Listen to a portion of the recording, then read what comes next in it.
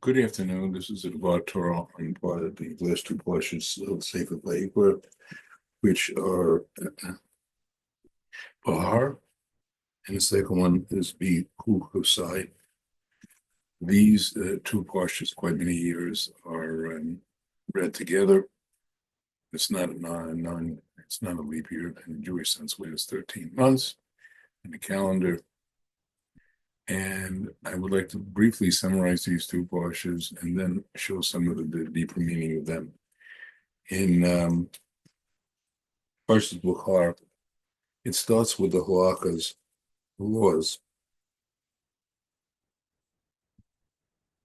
and tell them you shall observe a Sabbath rest for the land, for Hashem. And it's for Hashem, and the land has to basically, for your life, follow. Anybody's allowed to eat from it. One cannot harvest, one cannot plow. But there's enough given in the 6th year that there will be enough crops and food and sustenance until the 8th year. And planting occurs. In any event, that is the first law. The second law says that you have 47 cycles of Shemitah, 6 years of using the land, the 7th year of resting it. And then there'll be a 50th year, which is Shofel, where everybody who's been a servant decided to stay as a Hebrew slave, or anybody who sold property, with a couple of exceptions, which are listed later in the Parashat, will come back to their land. In other words, there'll be a time of no crops, it means 3 years without, until they have a harvest. They will, in every way, total relaxation, total break, and be redeemed. Everybody will come back to their land. And the Parsha then goes on to discuss the 5th year. It says, if you perform, you shall dwell safely on the land. If you don't perform them, well, you're not going to stay on the land. And that was one of the reasons given for us being exiled for 70 years, because we were there for 490 years. That's seven, each Shemitah was seven, with 70 Shemitahs that weren't kept. That's 490 years. And therefore, we had to be exiled because the land, Hashem was not resting the land as Hashem commanded. And therefore, that was enforced. And there were 3 other reasons, of course. We committed 3 sins against God. Murder, which is, even though there's a human victim, it's Hashem has given each of us a soul, and it's for Hashem to decide when they're going to be pulled back to the next world. Adultery and incestuous relations is the second. And the third one is idol worship, which is in effect denial of God. And then goes on to describe how one redeems various properties if one sold them, how one has to help one's brother, and it's dealing with certain laws of indentured servants. And a person forced to sell his land in the 50th year, the overall year, he'll get it back. And it ends with you should make idols of any type, prostrate yourself on the floor. Now, the second Parsha Behar-Bechukosai, starts with the pasuk in Pukat Teoklo et Mitzoi Shamru Asisosam. If you will follow my decrees and obey my commandments, I'll explain those well. Inform them that I will provide you rains, and land will give its produce, and the tree of field will give you its fruit. Your threshing will last until the vintage, and the vintage until the sowing. You will eat your bread to satiety and dwell safely in the land. It says you're going to have peace. Your boundaries will be sacrosanct. Any soldiers any enemy attack you, you'll rout them miraculously in large numbers. And your old grain will be so much that you will have to know. This is if you walk with Hashem. I will be people unto you. But then it goes into a whole list for most of the rest of the parsha. What happens if you don't keep those commandments? And it then completes with if somebody pledges value of their house themselves to the base of Midrash, valuation has to be done to know how much they have to pay so they can redeem themselves. And the parsha ends with a thing that these commandments that Hashem commanded Moshe to the children of Israel on Mount Sinai, because that's where we had the closest togetherness with Hashem, the open revelation of Hashem. And in other words, Hashem will keep that relationship to us. Now, there's many laws here. There's many meanings, even on a basic level. I'd like to go briefly into some more deeper meanings of them. Now, to do that, I would like to start with the second portion first, Parashat Behar-Bechukosai. And it starts with Im Behukosai, Teklu, Et Mitzvahs V'Shamru.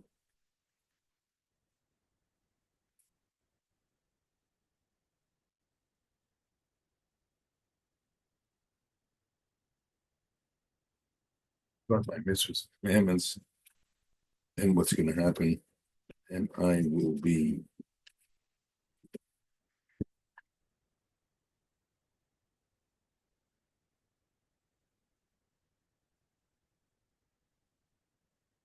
from them. So the whole condition is you get all these good things, all the things that I described already, if you keep his mitzvahs in this whole thing. Now, on the spiritual level, there are many, both practical and more spiritual, elevated level. There are quite a number of explanations given what this means. In fact, the Orach Chaim Kodesh gives 42 of them. I would like to summarize a few of them briefly of a more spiritual nature. Now, these that are of a more spiritual nature start with, I'm going to go through his explanation 26, which he starts with quoting Pasuk in Bereshit. Oyipeh al derek amru Pasuk beta now nishmia. Our verse can explain later what it said. Took outside and said, gaze now from the head towards the heavens. This is God to Avram when he says how he's going to have descendants. And it said that Hashem raised Abraham above the zodiac sphere of influence and trod upon the celestial signs.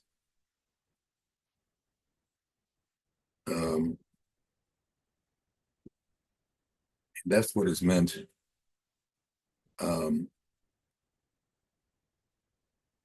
Im behem teklu kamo yokam tehelech aretz.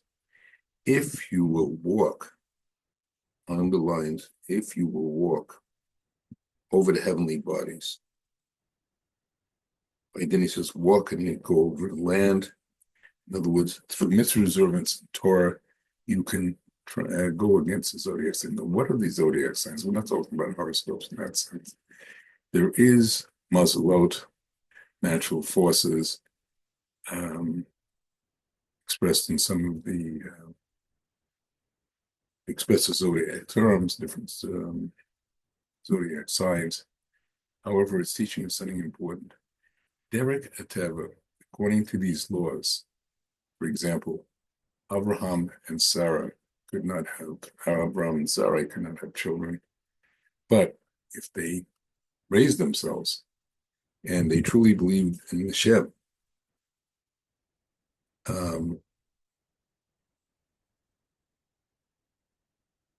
Hashem would rise Abraham and all of us there again over these signs. In other words, we operate Malam Teva over nature. And we can go above those forces, against those forces, and we can rise above it. And that is one of the explanation where if we read Kokos, not as the laws we don't understand, but heavenly bodies, with doing Torah mitzvahs, we can rise above those. Now, that's one explanation that he gives. Related to that,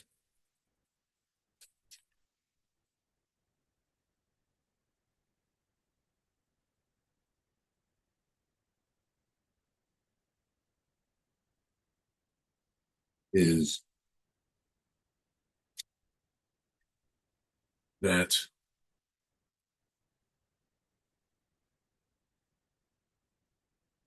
we can overcome, even if we can see future events or there's warnings in these future events, we can overcome them if we adhere to Torah and mitzvahs. This is, again, a spiritual level.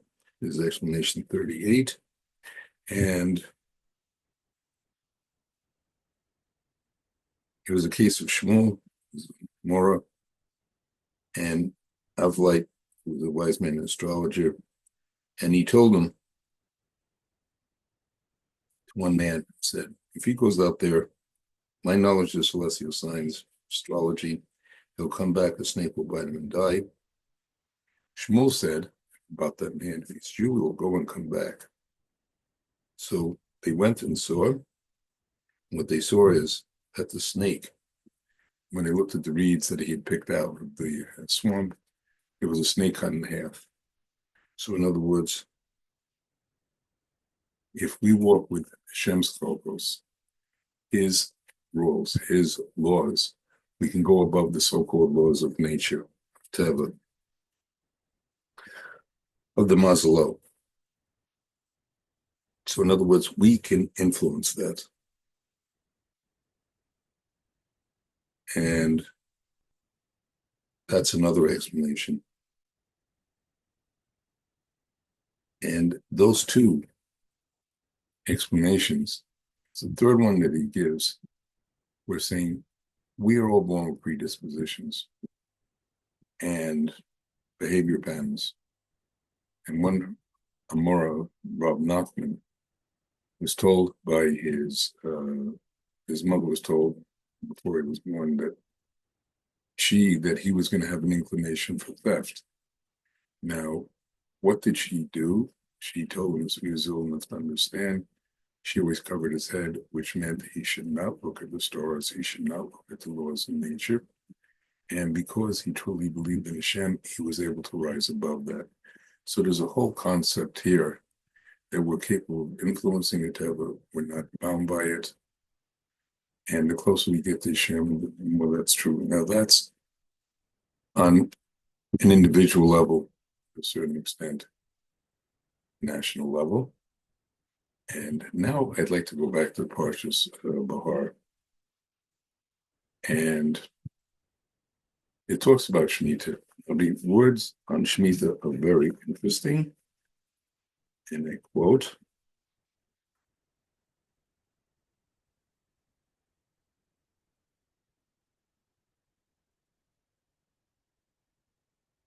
second pasuk, it says, B'el shel b'nei Yisrael amlata Elohem v'tevu. Al aretz netenetin mishpat aretz shabbat LaHashem, to a God, should observe a Shabbos, to God of the land. So what is telling us? That the land's not really ours at all. Hashem's leasing it, letting us use it. But in exchange, we got to recognize his ownership, and 1 year out of 7, we're supposed to do that. And when we have 7 cycles, he talks about Yovel, the Jubilee year, 49 years. We have to, at that point, elevate. We have to abstain. We have to trust in Hashem by not doing props. And beyond that, we have to get close to him, learn his Torah. We have a full year of not working. In the case of Yovel, 49th and 50th year, 2 years, where we truly can enjoy Hashem's gratitude and kindness to us. Now, that's on the practical level. let's look further. As is explained in this part of my Devar Torah is based on Rabbeinu Bachya, a famous Rishon medieval commentator on the Chumash in the 1300s Bible. It's also based on the teachings of Rav Shlomo Alyashiv of the Leshem, and it's based on certain other sources like the Quran. There's a number of sources it's based on. And it's a very important point. It says in Psalm 90 that each 1,000 years like a day in the eyes of Hashem. I explained that before. That means that there's 6,000 years of development, and there'll be a 7,000, it's another millennium, where all of the world has to, the earth will have to be reconstructed by Hashem. At that time, it will be spiritual in nature. There'll be a Tekiyah to making resurrection of them. And after that year, there will be that 1,000 years. We will come back to. We will go back on Earth. New bodies that will be different than the ones we have now. There'll be no influence of the Yetzer Hara, the evil inclination, because that will be gone. And we'll then go on to greater and greater closeness to Hashem, both physical and spiritual. So we see that the Shemitah is not only applicable to the years we're on land in the physical sense, it's also in a larger sense, human race, Jewish people. We're being prepared for a greater future. Now, if that's the case, that raises the question. It also talks about Shemitah. Now, each time we're talking Shemitah, it's after 7,000 years. And Yovel talks about 7 cycles of Shemitah. That means after 49,000 years, there will be a ultimate Yovel, an ultimate Jubilee. We'll be total completion, reach incredible spiritual heights, which we cannot even conceive of now. But the point I would like to emphasize, and there's much more that can be discussed about it, but it's outside the time frame of this Devar Torah, is that Hashem, God, on both the personal level of each of us, as explained in Parashat Behar-Bechukosai, and in the people as a whole, we do the right things, we're on the land. If we didn't do the right things, we were taken off. It's all big about closeness to Hashem. And that was also on a more cosmic level, eternal level, as I just explained. And therefore, we should realize that everything that Hashem is doing now, and all the events we're seeing, we're all part of a greater plan, bringing to close the completion of Mashiach, the Kiyas, the main scene, and the final years where we're finally going to prosper. And therefore, we should take great faith and belief in that and realize that everything from Hashem, and should not be fearful of anything that we're seeing in all of the events around us. Have a good Shabbos and Shabbat Shalom.